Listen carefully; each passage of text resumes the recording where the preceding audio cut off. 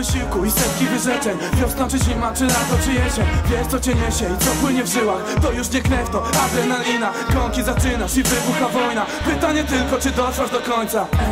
Nieważne gdzie, nawet gdy będziesz sam, trzymaj gardę wysoko i po prostu walcz. Tutaj w tej chwili się rozgrywa bardzo istotny moment tej walki, w tej chwili.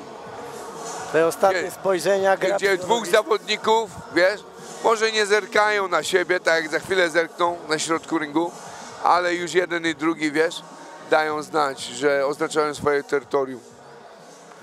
Wiedzą dobrze, co ich czeka. Spoko. Walka się zaczyna w środku ringu. Od low kicków zaczyna Patryk Krzak.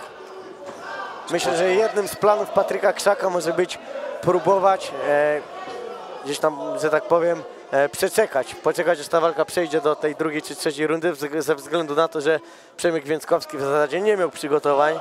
Wziął tą walkę w zasadzie na kilka dni przed, nie wiadomo w jakiej był formie, ale wiadomo, że bez pełnego okresu przygotowawczego zrobić te 3 rundy po 5 minut, to jest naprawdę bardzo nawet jedną, sprawa. zrób jedną rundę, rozumiesz, już ciężko, a 3, co dopiero 3. Także tutaj mówisz, w rachubę wejdzie przygotowanie i kondycha, tak? Kto ma lepszą kondychę. Jeżeli walka dojdzie do ostatniej rundy. Zwraca uwagę teraz sędzia Jarosz za łapanie się siatki, bo gdzieś tam wplątywał palce w ogrodzenie Przemek Więckowski. I zaczynamy ponownie od stójeczki.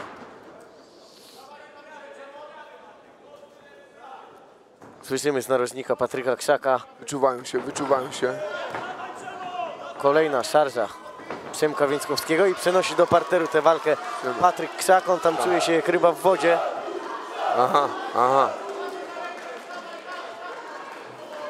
Bardzo sprawnie wpiął się za te plecy. Ale on wie, co robi, nie? Tutaj. Zdecydowanie. Patrz. Nie, on się już nie odklei, mi się zdaje. Patrz, prawie ma jego szyję, ma jego głowę.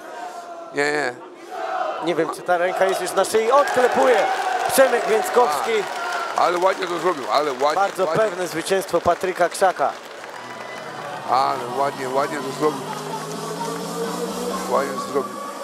Dobrze, że nikomu się krzywda nie wydarzyła. Nie? Poszło jak po sznurku. Tak. I kolejny fajny sparring między dwoma orłami. I w ten oto sposób życie straciło 150 osób. Ale fajnie, wiesz, że co zauważę od razu, fajnie, że swojego wspiera. Tak jest. Widzisz? Ogromny sportowy szacunek. Tak.